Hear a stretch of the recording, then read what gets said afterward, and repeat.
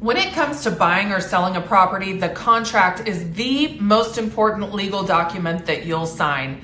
It outlines all the terms and conditions of the transaction and binds both parties to specific obligations. However, not all terms in a contract are set in stone. In fact, there are several items that can be negotiated between the buyer and the seller.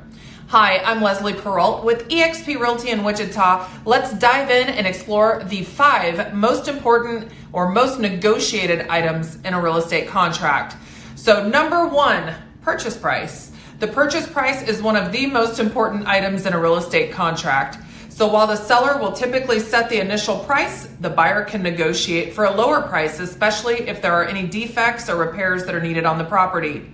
As of lately, homes are selling at or above asking price. So while most buyers think negotiating means dropping the price, this market is actually taking prices in the opposite direction. So number 2, closing costs.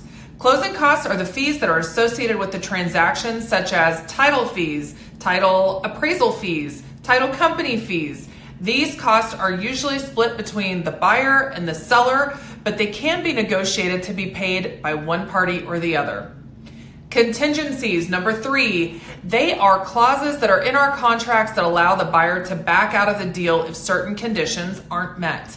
So common contingencies include financing, inspections, and appraisal contingencies.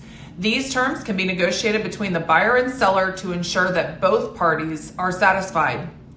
Number 4, repairs. If the property needs repairs, the buyers can negotiate with the seller to fix the issues before closing or provide a credit towards the purchase price to cover the cost of the repairs.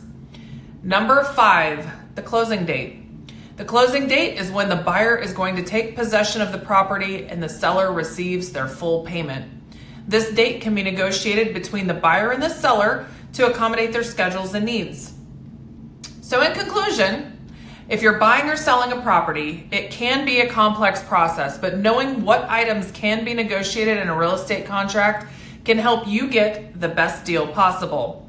Remember, the contract is a legally binding document, so make sure that you read it carefully and rest assured that we are qualified real estate professionals and we are doing our best to make sure that your interests are protected. So thank you for watching, and don't forget to subscribe to our channel for more real estate tips and insights.